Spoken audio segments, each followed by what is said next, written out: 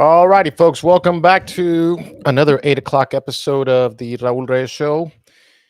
I'm Raul Reyes, retired Air Force Lieutenant Colonel, 22 plus years. It was my privilege to serve this country. And now we're here podcasting and talking truth about a lot of the stuff that's going on. We've got a lot of information. So if you're just joining us this first time around here, welcome to our show. We don't do this every day. We're just doing it this time around for the early voting. And mostly our goal here, we've said this from the very beginning, is to we want to get you out to vote. So if you haven't voted and it's understood why you may not, because you're one of those that wants to wait till March the 5th, more power to you. No issues there whatsoever. Just keep tracking things. Make sure you're voting for the right candidates. We have endorsed a few folks here, uh, whether they like it or not, and some have accepted graciously. We ran for Congress back in 2020 and CD23, lost by a total of 7 votes. So we are literally wanting to make sure you get out to vote, and don't let that happen to your candidates. So early voting or March the 5th, take the day off, folks, or take a couple of hours off and plan accordingly, because it's going to get super crowded on the 7th or the 5th of March, which is Tuesday. So we've got to go all this whole week here. And then over the weekend, there is some places in Bexar County. I don't think Medina, but some of the bigger cities, Austin, Dallas, Fort Worth, those places do have some of their polls are open on the weekends. So track that or give us a holler. We'll be glad to send you information we might have. If you just curious where things are, go up to the Secretary of State, um, website, which by the way is can be a little tough to get around, but they've done a lot of good work. So if you want to know more about your candidate or in TEC filing, where financing is coming from some of these candidates, we'll try to put a link on this comment section here so you can go out there as well. Anyway, all that said, I'm ready to go. I've got my emergency Marco Rubio water here. Let me open it up just in case. Psst, there it is. It's fresh. And we didn't need it last time, but you just never know. Stuff's, by the way, if you're walking around, that Mount Laurel, I mean, just smells gorgeous out there. Those really beautiful evergreen trees, but they have that really deep purple, beautiful looking flower. And I like planting trees and growing shrubs and doing it the right way with landscaping. But they're in full bloom because guess what? It's nice and summery out there. It's spring-like.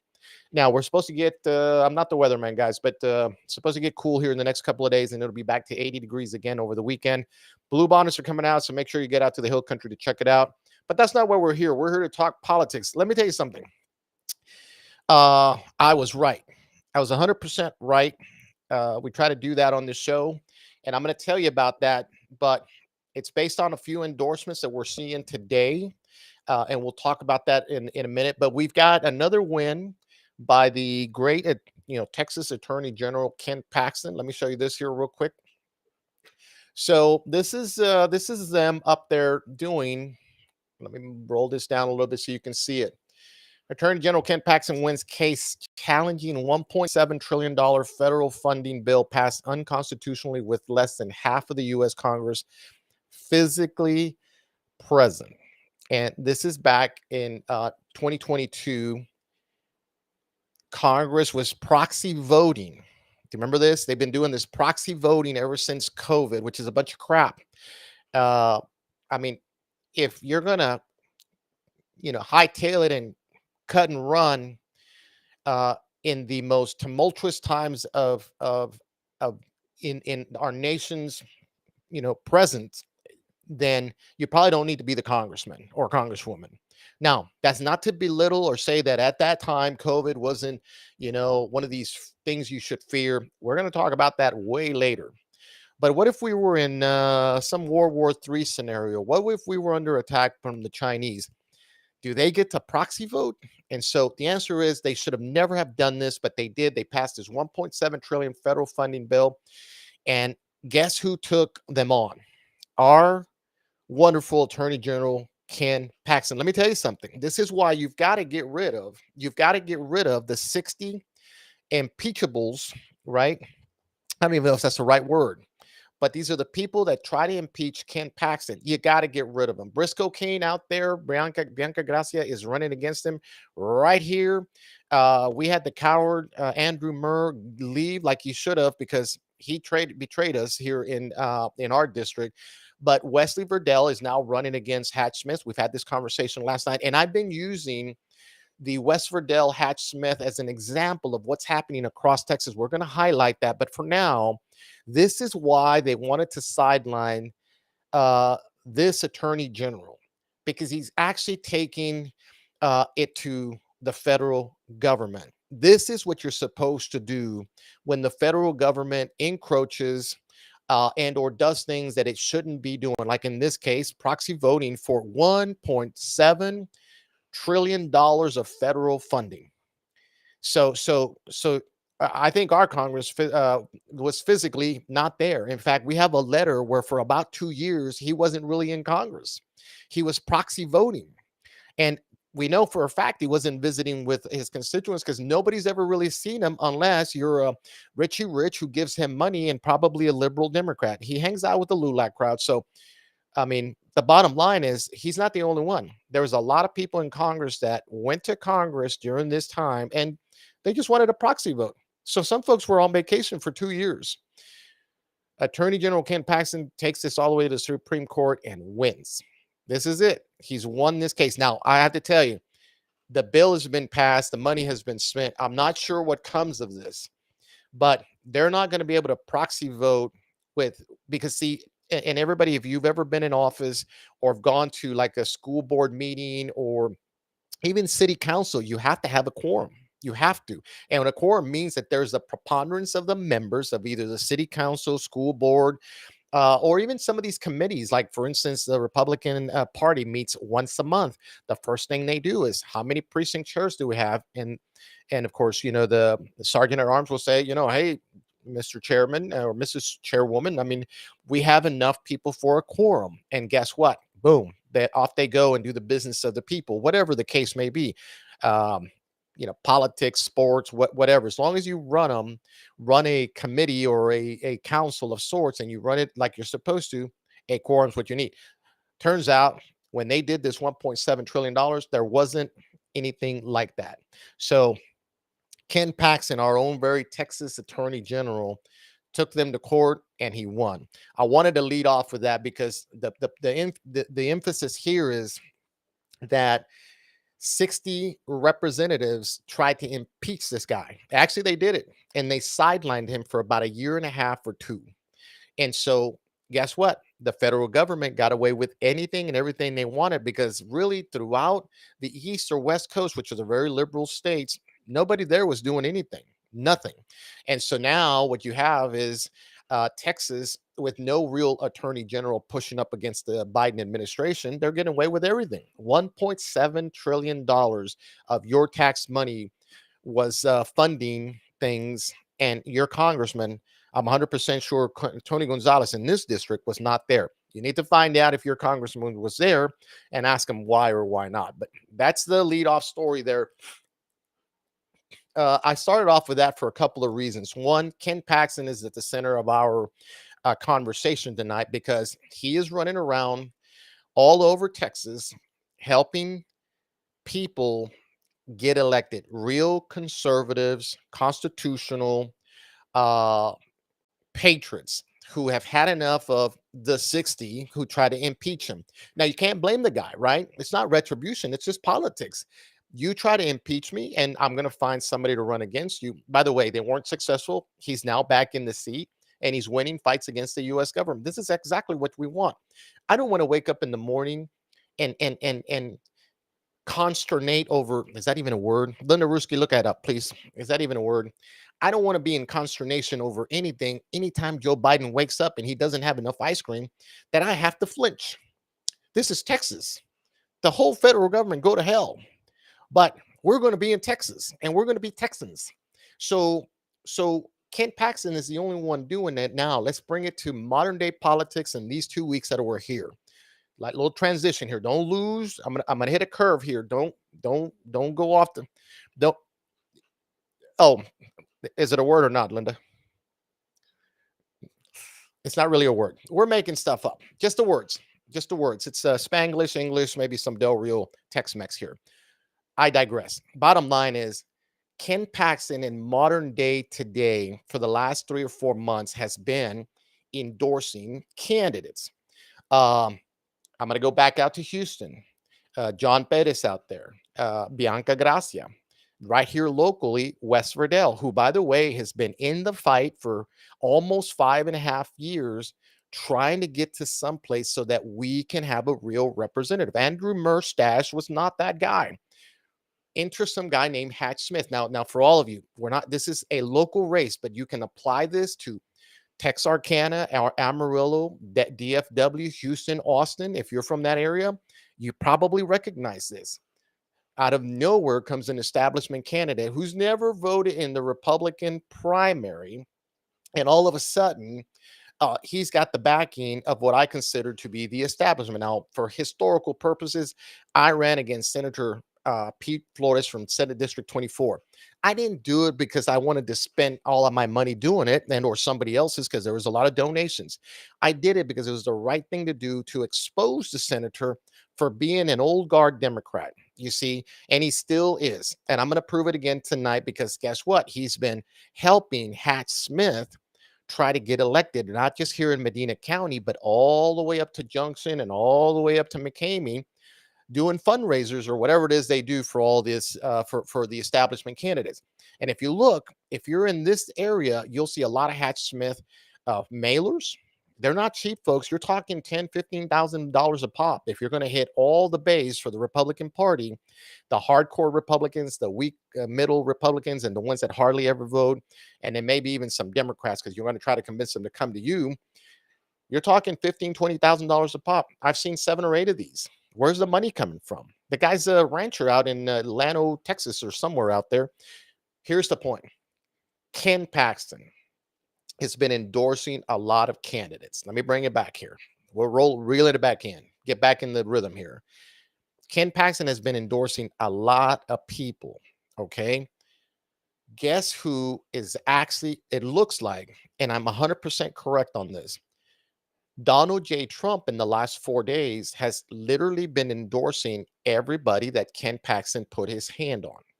Now, by happenstance, some of the people that Ken Paxton has been endorsing, Abbott has endorsed. And to me, it was a little fishy. It was a little fishy. But not really, because if you know politics like I do, and we're hardly ever wrong, folks. I'm gonna tell you right now, 99.9% of the time, we're on the money. Our instincts are good on this. Listen to what I'm saying to you here. About a month or two ago, I'm seeing Greg Abbott, our governor, sort of put the, yep, I like this guy too. And what he was doing was using school choice to jump on board with the Ken Paxton endorsements. Not all of them, but the bulk of them, you see? And I thought, well, that's odd because those two don't really get along. In fact, they never even talk to each other.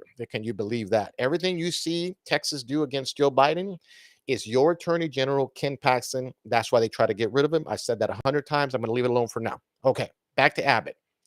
So I'm seeing Abbott endorse a few people. And then here recently, I'm seeing Dan Patrick endorse a few folks as well. And these 3 entities, Patrick, Abbott, and of course Ken Paxton, are endorsing their own candidates, sometimes on the opposite end, but then there's somewhere in the middle, there's a few candidates that they all seem to like. Very weird, very weird. But it happens. It's politics. Where am I going with this? I said yesterday, I said, Ken Ken Paxton is leading the charge for Texas and all the representatives that went after him for Donald Trump to get on board because Donald Trump is a fan of Ken Paxton. Now, if you know what's happening in Texas, Governor Dan Patrick is the key, according to politics here lately. Is he's Donald Trump's man in Texas. Well, so is Sid Miller, you see. But here lately, the guy that I think he's leaning on is Ken Paxton. Because I think, and this is my theory, had Donald Trump won his second uh, term Had they not stolen, guess what? I think he was going to make Ken Paxton the U.S. Attorney General. Put it now. Now I can't be proven wrong, and it can't be proven right. That's my best guess. Now they impeach him. Hey, the president steps back, says you got to win this. He does. There's no evidence. Guess what? He realizes they're treating Ken Paxton in Texas like they treated me up in New York and in D.C. and everywhere else he's gone, because he's $450 billion in judgments against the President Trump, plus looking like a 90 years of prison term if they ever can get some kind of a judgment against him. And he's got like 10 different cases all over the place. Everybody's after him. The only guy taking it to Joe Biden and his administration is Ken Paxton. So they're similar, you see. Okay, all that said, I was watching a few races, and I have highlighted West Verdell, and we're highlighting Bianca Gracia out running against Briscoe Kane. Remember, Briscoe Kane's the number 1 or 2 guy right there next to Dade Phelan, who went after and impeached Ken Paxton. So what I said last night and the last few nights, I said, look, Ken Paxton is pushing West Verdell. We had not seen the Donald Trump endorsement until yesterday, you see, or this morning. Bottom line is, 2 days ago, I'm on record saying that Ken Paxton has the ear of Donald Trump more than Dan Patrick. You see, because really for the last 5 or 6 years, Donald Trump would go to Dan Patrick, but here lately, a lot of the endorsements for state rep in the great state of Texas are now being aligned with Ken Paxton's picks. Not all of them. So don't go out there and go, look, I found one. There's a few cats in there Donald Trump isn't just not going to do. Not yet, at least. But here's the thing. So all of a sudden, we see this wonderful, by the way, Donald Trump endorsed West Verdell. That's a hip, hip hooray. It's good. But we were showing, and I'm going to bring this up. We were highlighting this picture here. If I can find it here real quick, bear with me. Let's do this. We were highlighting this picture here because this picture here of Senator Pete Flores with Hatch Smith, who is the opponent of West Verdell. Okay. This is recently. I said, okay. Now I've been proven right even again, because I've always said Dan Patrick always professes that the Senate is the most conservative Senate ever, that they're solidly conservative. And yet one of his captains, here it is, Senator Pete Flores, is recruiting Hatch Smith, a known never to have voted in a Republican primary person who's come out of nowhere, who all of a sudden has a lot of money, by the way, by a medical pack, who still believes that you can change kids' gender. And the guy won't show up for forums to answer those questions. But the key here, back to Patrick, is if you know Senator Pete Flores, he's like this with Dan Patrick. So you have to ask yourself, this was yesterday, I said, Dan Patrick is the reason that, and this is 2 days ago, pardon me, maybe even last week. Dan Patrick is the reason West Verdell, Bianca Gracias, and a lot of other representatives they don't want, because they want the chosen few to keep the House traditionally still voting to keep Democrats in key chairman positions, which is how they kill the bills. This is how they're recruiting them. You see, senators out there now. I don't know about the other ones, but I can prove this one here. Senator Pete Flores is recruiting what looks like a total Democrat or a puppet to go be a House of Representatives. And then guess what? He probably is going to vote for Dade Phelan. You see, and or for sure, he's going to vote for Democrats in key chair positions. This has been happening for the last 10 years. I've been saying it for the last 6 years since I've been running a campaign and being vocal about the fact that inside the Republican tent, we have sellouts like Peter Flores. You see, sure, he's a nice guy, man. This isn't personal. I've met him. I think he's a sweet man. I think he's really smooth, slow talking. I mean, I've never had a personal issue, but you cannot go recruit a guy like Hatch Smith in this district and then pretend like you're a conservative. Why would you hire a guy who hasn't been fighting like West Verdell has? That's the key point. Now let's break here for a second. This is happening across Texas. This is how I believe the Senate has controlled more than most people are willing to say it, how they have controlled the House. Because see, I'm not saying Dan Patrick is all in with Dade Phelan. What I'm saying is that they want some control over on the other end, but they'll blame Dade Phelan. Now, Dade Phelan's there's a big food fight between Dan Patrick and Dade Phelan. So you have to ask yourself, okay, Raul, how can that be if you're saying that he's trying to control? I think a lot of it has to do is they've lost control of the one guy they were hoping to control, and that's Dade Phelan. And the way they do it is by recruiting future representatives like Hatch Smith, who don't have a clue about the politics or the issues and will literally do what they are told to do. Why else would Hatch Smith out of nowhere jump in? Because to this date, I've not hear him say with passion, I want to save Texas. And maybe it's there. I'm just somebody show it to me. I might believe it. Break. Now let's bring you to the forefront here. Okay. Because here's what I think happened. So all of a sudden, Senator Pete Flores is out recruiting a few cats to make sure that they can control things, you see.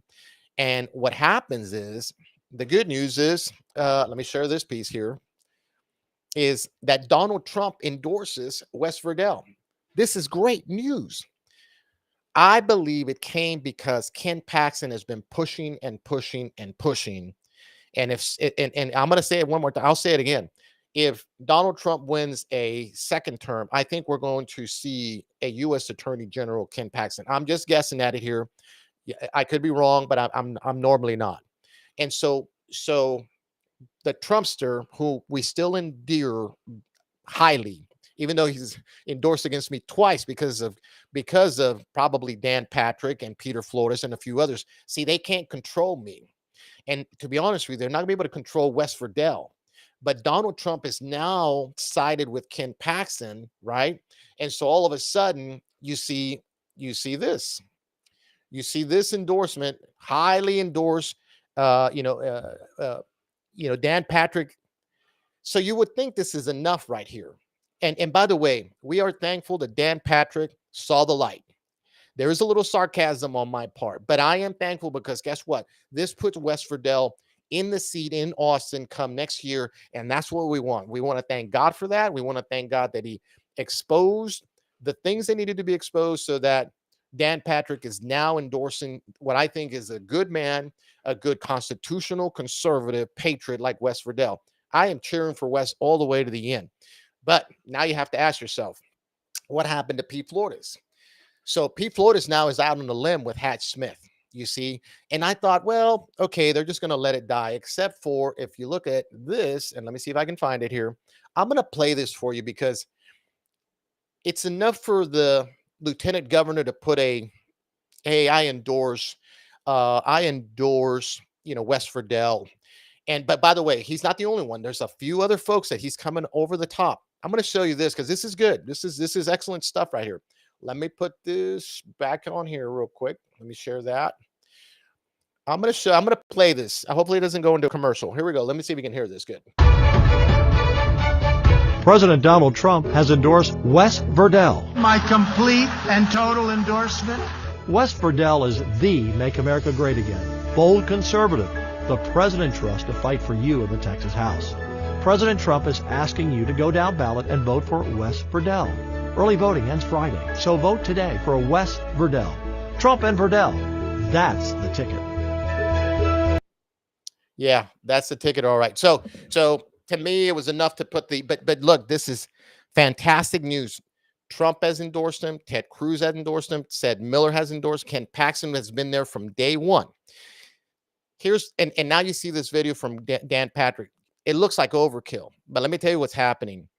I think Dan Patrick's realizing that Trump is listening to Ken Paxton more than he is to Dan Patrick, because I think somebody in the Trump arena is realizing that there's a lot of folks out there using the Trump name to garner power in places like Texas that end up in no good places.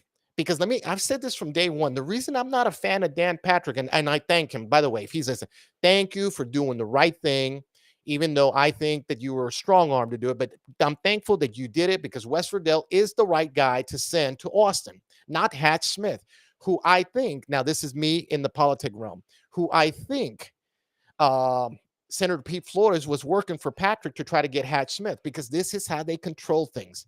If you're uncontrollable, they don't want you in the club. That is all there is to it. Okay. This is why they do everything to disparage a guy like me, a guy like Frank Lopez. Even West Verdell was mud 2 years ago. They did everything with Murr to destroy West Verdell. If not for the impeachment of Ken Paxton, where a lot of people finally woke up to the things that we've been saying for 5, 6 years now. See, when I first hit the scene, I started to tell the truth about a guy named Will Hurd. And people said, "Oh, you're being so negative." No, we're exposing the truth. If you don't like it, that's not my problem. And a guy like me, I'm a retired Air Force lieutenant colonel. I'm not sure I know how to say things nice, because I don't understand the stupidity. I'm showing you the evidence and you still don't get it. The problem isn't me, bro. It's you.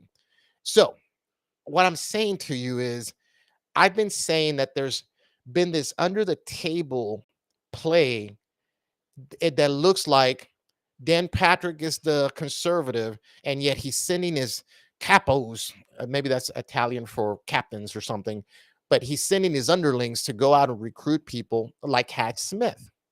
Do you see? Because if they had it their way, and Murr would have stayed in power, he would still be here. They would make West Verdell's name mud again, and Murr would win, because guess what? You really believe that Dan Patrick is conservative, and he wants to do the right thing. All that said, I'm not denying that Dan Patrick's got done good things for Texas. What I'm saying is, the way you stay in power is you send a guy like Senator Pete Flores to go recruit Hatch Smith, bring him to Medina County, take him everywhere else, and try to win him, so that when he gets to the seat in the representative seat in Austin, you have leverage, man. Hey, I'm going to send you this really conservative bill. Somebody needs to kill it in committee, because we don't want to deal with this right now. And this is how it takes 6, 7 years to get constitutional carry. This is how, and I said this yesterday, right? China can still buy land in Texas. I don't care what anybody tells me. The Chinese are buying land in Texas, because now I'm going to pick on Pete Flores. When he was the Senate District 19 senator, combined with Donna Campbell out here, they were the champions. Hey, we've got a bill. I said, hurrah. I was like, this is great. We don't want Chinese buying. Guess what? It's a weak bill. You see, it's the same reason Steve Allison down here in Bexar County, and our former representative, Andrew Merstash, right, the traitor, together reduced what we thought was going to be a solid voter bill, and they reduced the penalties from felonies to misdemeanors. I said this again, I'll do it again. Slap in the hand. Your ticket for doing 15 miles an hour had more consequences than if you got caught for voter fraud. These are the Republicans we're electing because, and this is the criticism with a lot of folks out there, we're not doing our research, and that's why we're here, because we want to make sure you understand. We're thankful to Donald Trump for listening to Ken Paxton and endorsing West Verdell and a lot of other great candidates that are out there, because that's the right thing to do. In 2020, Donald Trump listened to a guy named Kevin McCarthy, and you got Tony Gonzalez. That's what you got. Okay. And he listened to a lot of other folks that betrayed him. When January 6th came along, the bulk of the people he endorsed for representatives to the House in 2020, for a month later, maybe not even a month, not even 6 days later, on January 6th, they vote to create a commission that ultimately put Donald Trump $450 million in the hole with judgments, about 90 years of prison time, and 10 different places that he has to be all the time because of court fees and courts and all kinds of, you've got to be here. You see?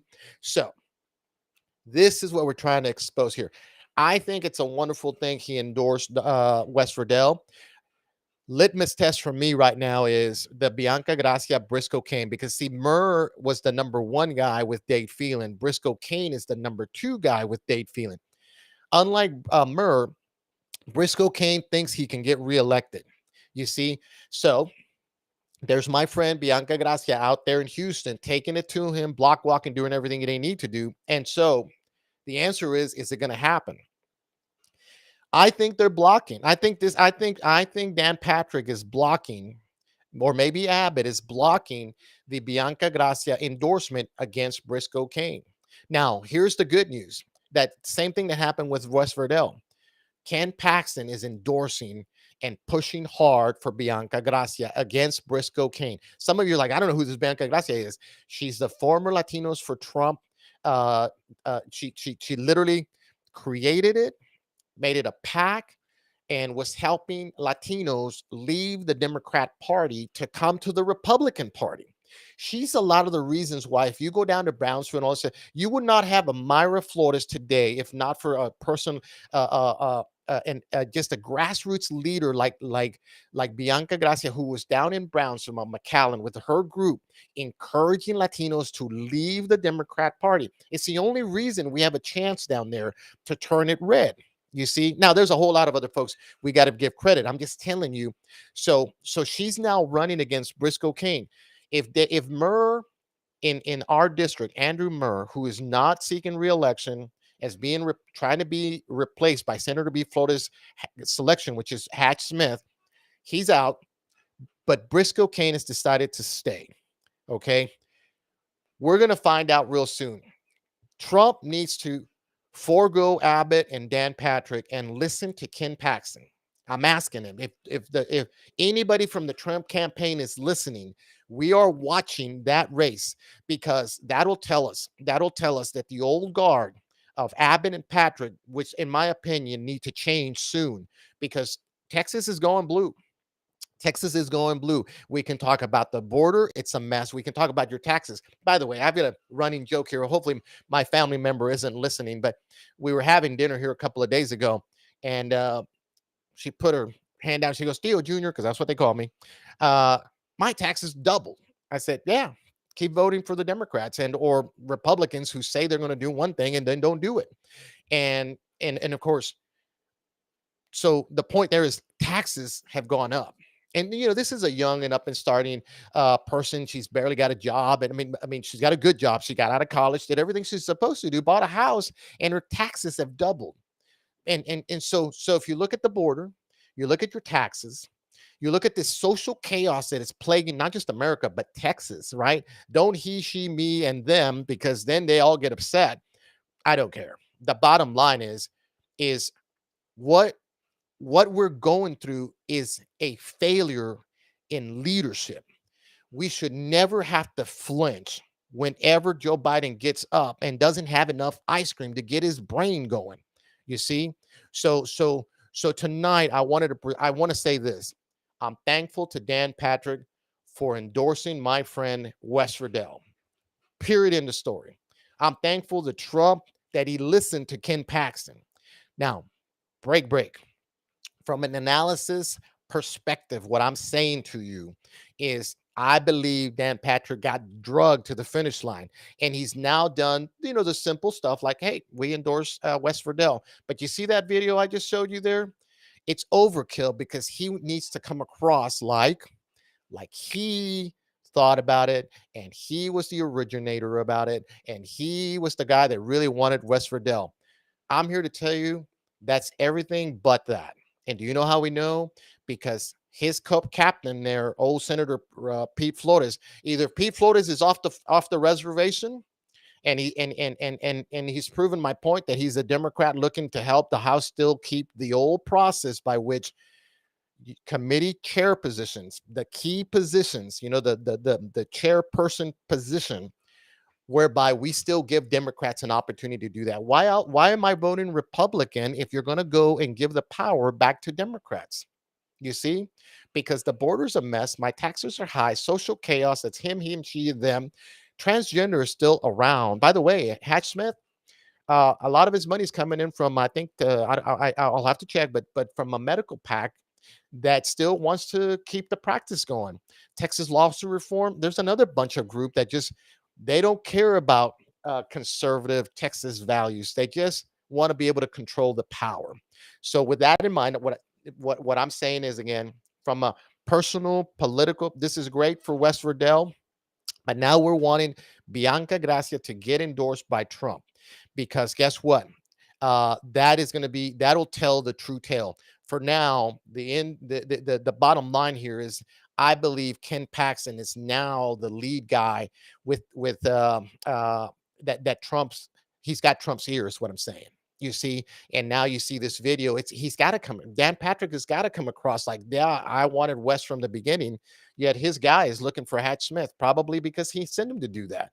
So when I saw Dan Patrick come on board today, my image of Senator Pete Flores just got thrown under the bus was like running through my head. I'm like, I think that's what happened here. And so it's going to be interesting to see because in Medina County, some of the commissioners are following the senator here down this road. What that says is you're on the wrong side. In fact, I'm a little disappointed. Our sheriff, Randy Brown, Mr. Sheriff of the Year, actually of the entire nation, who endorsed me for my run, he's endorsing a few folks. By the way, he's in that picture. I've cut him out just because my focus is Senator Pete Flores. But Randy Brown, our sheriff from Medina County, has also endorsed Tony Gonzalez and some of the commissioners. So you need to do your homework in your counties and start looking at it. This is not a local county, Medina County, or this is not a local show. We're simply using some of these because a lot of you're running into the same things. I just don't know the names and I don't know the faces, but you can apply everything I'm saying to you all across Texas. And this is the civil war we've been talking about. It's not just down here. It's led by guys like Dan Patrick and Abbott because they failed to coalesce the Republican Party. I'm reminded of the verse. So if you're a pastor, don't beat me up on it. But a house divided will fall, and that's where the Republican Party is right now. That division, in my opinion, is going to lead to potentially. We want to avoid this. This is why we talk about it.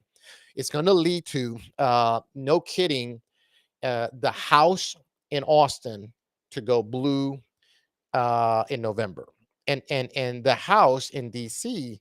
to go back to blue. The only person I think can affect it because when he wins the nomination, Donald Trump is going to go, I need all these Republicans to help me do it. That is what's going to help the Republican Party, or else, excuse me, on an off year, it's not going to happen. Let me tell you why. I've said it before, because had Senator Pete Flores managed to get Hatch Smith the Trump endorsement, it's lights out for Wes. You see, well, not necessarily because Wes has done a lot of work, but by that time, Patrick would jump on, and this is what they do. This is what they do. They leap on all these endorsements. Oh, Abbott wants him to, and people who don't do the research will follow suit because they trust Patrick. They trust Abbott. We're here to tell you, they're not all horrible. Well, this isn't personal. I'm sure if I met Dan Patrick, he's a nice guy, but he's a horrible leader. I'm gonna tell you that right now. We're in trouble in Texas because the most powerful position in Texas is the lieutenant governor position. The House is out of control. The Senate looks like Senator Pete Flores has gone off the reservation, but I think he's pulling the strings for Dan Patrick up until Trump endorses a guy like Wes Riddell and a few other folks out there. So Dan Patrick is coming over the top saying, yep. This is the endorsement. Don't kid yourselves, folks. Don't doubt me. All of those are led by Ken Paxton right now. I don't care what Dan Patrick says. Sure, he's endorsed a few people, but they're the middle of the road people that he can control still. Wes Riddell needs to work with people. We advocate that you work with all Republican and all entities to make the business of Texas to happen. But like hell, you're going to have to sell out to Democrats. That's crap. Listen, why did I vote Republican? And that's what everybody's asking. Come November, if the primary winners are establishment, rhinos, whatever word you want to use, and they're on your ballot, I think America's had it with that. I think the conservative, Christian conservative constitutionalist has had it. How do you keep voting against your moral principles when you know that your guy, like a Tony Gonzalez, is going to go right back to D.C. and do whatever the hell he wants? Because he's voted against everything that stands for the Republican Party. And in that case, why have a Republican Party to begin with? And the answer is we need an opposition party. Well, we need candidates to do that. Wes Riddell's the right guy. Bianca Gracia crossing Houston out there fighting against. By the way, we highlight her because we know her, but the most important part is she's taking on the number 2 guy in the impeachment clan, and that's Briscoe Cain. You see, and it's a tough place to win out there because it just is. But Briscoe Cain needs to be endorsed against. Trump should come on board with Bianca Gracia, if Ken Paxton and their crew, because sometimes they watch this show. If you're watching, keep doing what you're doing. Keep getting the Trumpster to get on board with your, because he's listening. He's listening. And the rest of them, Dan Patrick and Abbott, are now following suit. I think we're looking at the next attorney general for the United States is going to be Ken Paxton if they don't put him up in the Supreme Court. That said, I don't know what the attorney general has in mind with his future. I think he ought to run for governor. We need a new governor. We need a new lieutenant governor. And here's the cool part, folks. Here's the wonderful part. There's 100, we fire 100 missiles, so to speak. This is a, just sort of correlation here. Well, 100 missiles we fire, and if we could get 10 of them in there, we'll slowly make progress. And today, and again, now we this is the goal of this program here. You got to go vote for Wes. You got to go vote for Bianca. You got to vote for all of the conservatives in your district, all the conservatives, commissioners, all the conservatives in your city. Start making noise. Start getting people. I've said this before. Get your nalgas off the couch and go get people to go vote. Go grab your mother. Go grab your grandmother.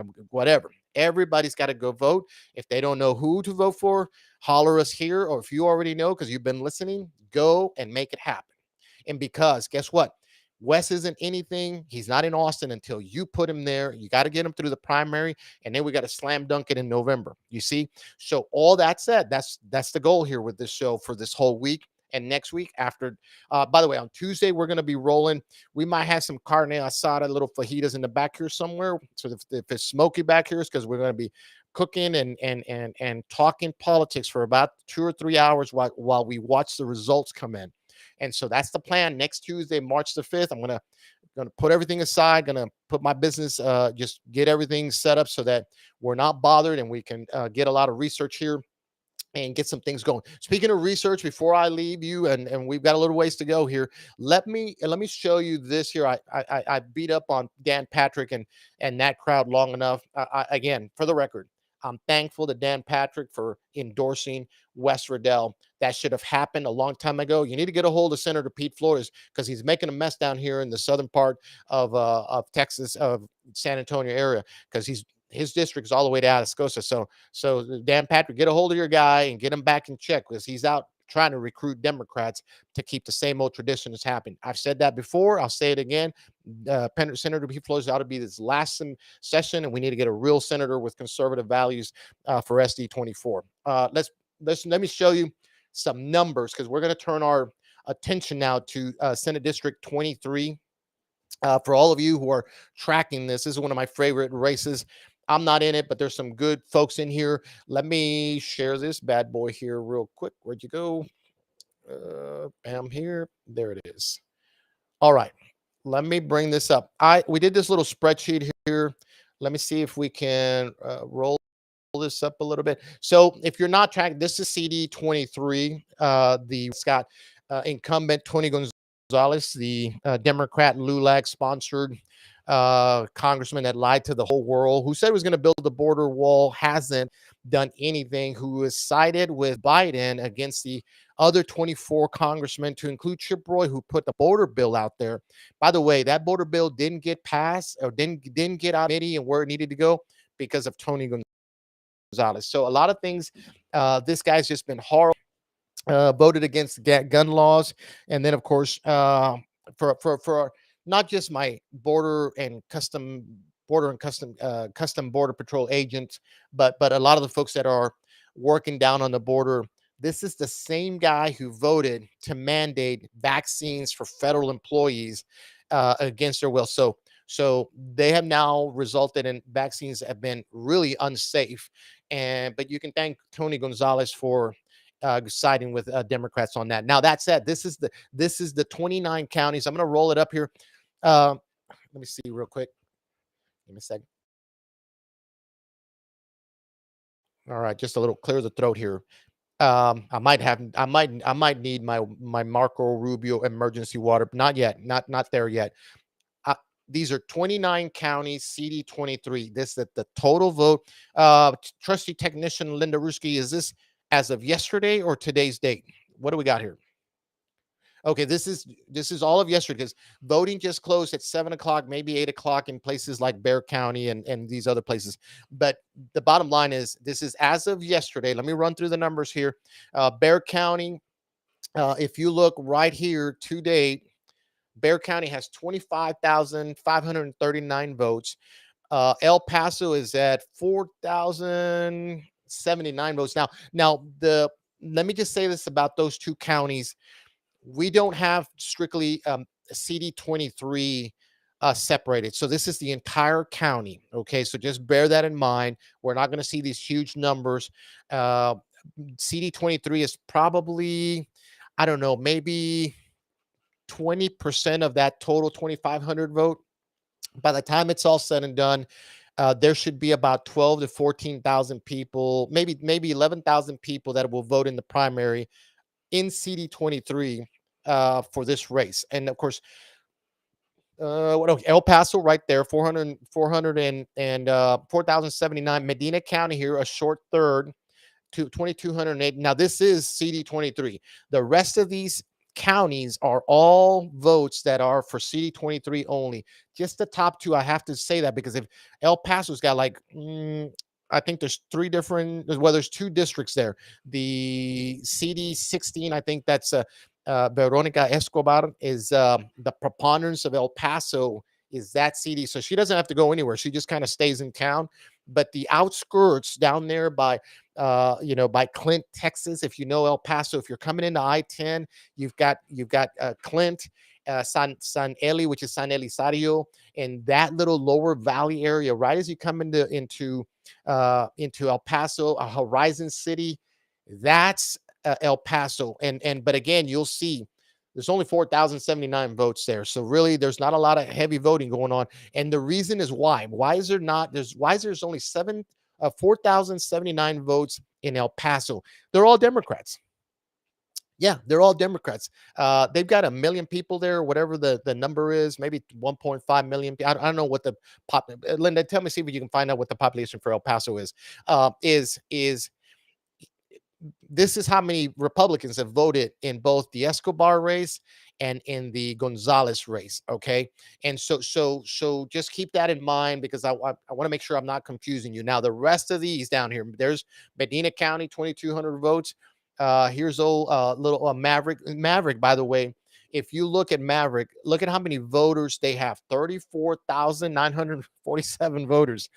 The preponderance of those guys are Democrats. So when you see this race, you're probably going to have a total of maybe 1,100 votes coming out of Maverick, and there's something like 14,000 votes are going to happen on the Democrat side. Now, if you're tracking the race that goes from Maverick to Del Rio, that's Eddie Morales is the current representative. We had the lady from Alpine, Texas, was running against him last year. I'm trying to remember who's running against him now, but in that district, folks, you can win all the 11 counties. But if Maverick County goes against you, there, in other words, Maverick County picks the representative for their district. It doesn't matter what the outer counties do. And this is why you need a Republican that can go into Maverick County and win those folks over. We thought we had that back when Trump was running. Remember Latinos leaving the Democrat Party, but it was literally the GOP sort of squashed that with hijacking that race with their own underling, kind of like what Peter Flores is doing with Hatch Smith. So when people don't like that, or they don't like the candidate that the establishments, but they know it, the Latino population down in Maverick and all the way La Salle and Frio, everything that's south of San Antonio down into Brownsville, they're conservative folks. We just don't provide the right people, and a lot of it has to do with work like Senator Pete Flores is doing, where they think they can select their guy and has nothing in common with the community they're from, because most of the time they're not from there. So, all right, we're going to quickly move through here. Just some other numbers here. There's Uvalde, 1,300. All these are going to roll up for SD23. Let's see, who wins the least amount of votes? There's Culberson. Culberson's another one. If you go out I-10 past Fort Stockton out there, Culberson County is a huge county. not a very big population county, but also it runs pretty Democrat. And the reason you know that because Tony Gonzalez is always out there trying to. But in the primaries, see, in the primaries, this is it. You're going to get 32 votes. When it's all said and done, I think we might have 180 votes out of Culberson County. Okay, enough of the analysis. I just wanted to show you where things are right here. This is it. This is all of the votes with the exception of the top two. Just keep that in mind as you look at this. We might put this down here as a JPEG. So if you guys want to see the total, this is where it's at. I want to highlight one thing. These are low turnout numbers. I mean, I'm going to tell you right now, and anybody who says otherwise uh, is let me. This thing's going to flinch all day, so let me get that out of there. Those are low turnout numbers because I think that what's holds true is what I said for the last 5 or 6 days. The Roland Gutierrez and Colin Allred Democrat food fight. They're vying for the position of primary winner on the Democrat side to take on Senator Ted Cruz. All Democrats have been called out. We got our finger on the pulse, folks. All Democrats have been told, go vote, don't go anywhere else. So you're seeing these low. I know it's early voting, and a lot of people don't want to vote in the early voting. That's part of it. Don't get me wrong. I know that we are we are wise over here. We understand all that, but even for that, I'm seeing low turnout, and and it could be they're all waiting for March the 5th. Good, make it happen. But even from a statistical perspective, what this tells me is Democrats that would typically run into CD23 to help a guy like Tony Gonzalez, they're not there. They're not there. That said, he could still win, and you need to go vote him out. You've got let me put this back up here. Okay. Let me show you these candidates here because I want to make sure of course you got the Democrat incumbent Tony Gonzalez. Don't vote for him. Frank Lopez, we full disclosure, we've endorsed Frank as the guy. But you got some other great people in here too. We're not disparaging them. We wish them all well. You got Brandon Herrera here, also known as the AK guy. By the way, Frank Lopez is known as the U.S. Border Patriot. He's been on the airways for 5 or 6 forever. He was my former campaign manager, and he's now running against Tony Brandon Herrera again.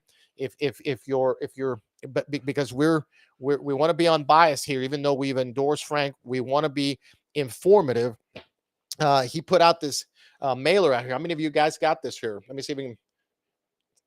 And if you know this picture, this is Tony Gonzalez talking to Biden. He won't go see Hugh, but he's going to go out of his way to go talk to Joe Biden.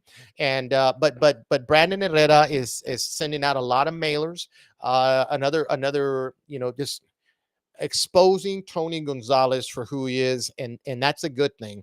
You got Victor Avila, who moved from Dallas Fort Worth down here to San Antonio to run in CD23. That's allowed. You can do that. I mean, you don't have to be from the district, but he's running in CD23, moving down, from Dallas. He's out there. I've not seen any, mailers or anything. Doesn't mean he's not sending them. Julie Clark is local to Medina County. Again, I've seen a couple of mailers from her. She's out, has a lot of endorsements as well. So go check out all these folks. Whatever you do, from the podcast, I'm the host perspective. The answer is anybody but Tony. But if you want to rely on, hey, we put our hand on Frank Lopez because we believe, he's a retired Border Patrol agent. He's been out, but so is a lot of these other candidates. So go look at all of them, make your assessment. Just don't vote for Tony Gonzalez, and life is going to be a whole lot better because that's what we need to do. Okay, let me see just a couple more pictures here because I do want to push a few folks here, and hopefully, if you're watching the Bexar County chair race, we want to officially ask you to go out and vote for this gentleman here. Robert Flores is running for Bexar County chair. I'm officially pushing for him, endorsing him, and I asked him to send me this picture that I would throw that out there so that people would know. The litmus test for me is this. There is Chris Coons. Chris Coons, a former Republican county, former Republican, women's group for Santerra, I think. She's running as well. And then there's another gentleman. I heard them in the forum. I think the other gentleman is a good candidate as well. But Robert Flores is very poised and mature person, a lot of experience, and I think that's what Bexar County needs. The other litmus test in Bexar County, if you're running up in Bexar County, is real simple, because Tony Gonzalez is out with a lot of organizations giving them money. If you took money from Tony, you probably need to be disqualified. And I know for a fact that Robert here did not, and he's a good guy. He's helped us in our previous campaign life. And anyway, just please keep an eye out for him. Go vote for that for Robert Flores in the Bexar County chair position. He's going to be in the ballot. If you're anywhere in Bexar County, that's the guy. Okay. Let me see. Oh, we want to push these folks here too, because remember, I'm going to reiterate and remind you, these folks right here. And guess what? We did it before Trump. I'm not poking him in the eye because we still like Trump very, very much. But we were pushing Gina Parker, Lee Finke, and then of course David Schenck, also former judge. We've endorsed these folks. If that means anything, we're doing our best here to expose corruption, but then push folks like these three to replace the three Republicans that are up for. They're, by the way, they're Republican. They are Republican judges who went against Attorney General Ken Paxton when he wanted to go after voter fraud. Can you imagine that? The biggest law of the land of Texas, right? The land of Texas is AG Ken Paxton. It could be any AG, and the courts that are preponderant. There's I think 12, and there's 11 of them are Republicans. Literally voted against AG Paxton chasing down voter fraud. And they said, no, the county and city attorneys can do that. And guess what? George Soros owns all of this. If you go down here to Bexar County, Joe Gonzalez got $1 million 4 years ago. He took out Nick LaHood. Remember, he was a Democrat then. I think he's running Republic. He's now in the Republican circles. He's not running for anything. His brother's Mark is running against Steve Allison. I'll tell you about that here in a second. But no kidding, Joe Gonzalez, the county attorney, the lead guy, it took Soros money, and now you wonder why crime is up and why illegal aliens are running around all over San Pedro, because that's where the NGO is that's taking in all these people from the border. So please go, if any of these folks are on your ballot, you got to go vote for those folks, okay? And again, we thank you for listening into those things. Other than that, we do have here local. I'll do this one time. Miss Pat Aiken is running for Medina County chair here local, and so we're asking you to go vote for her. Ask her for soft copies. She'll send me one later. But for now, this is a wonderful, wonderful lady who has led the Republican women's group in Medina County, and we need to get her across the board. She's running against former county judge who I thought would retire, to greener pastures, but somehow feels like he's got to come back and run against Miss Pat Aiken for the county position here in Medina County. By the way, this is happening across. If you go up to Bandera, Butch Striegel up there is running up against interference because he's the conservative up there. So if you're a Bandera, please look at that good man Butch Striegel out there. But Pat Aiken here in Medina County running against a former county judge. And of course, that county judge has endorsed Tony Gonzalez along with a couple of the commissioners, to include Sheriff Randy Brown. I'm throwing all that out there here local just because a lot of folks here locally are listening to us, and I want to make sure they know some truths and some realities. All that said, look, we're going to be here tomorrow, and we're going to have a whole lot more information.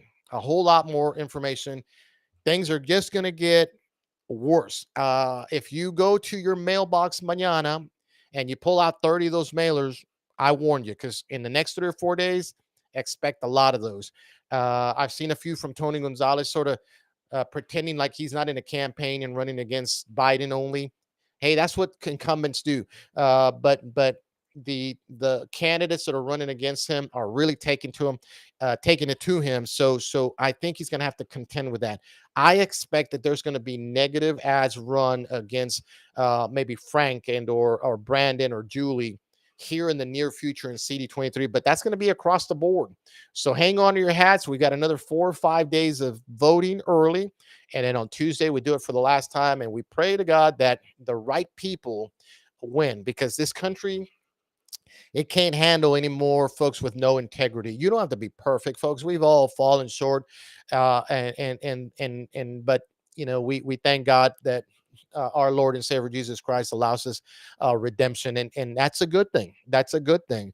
And but that's part of what's made America great, is we've always had fear, God-fearing men and women that led this country.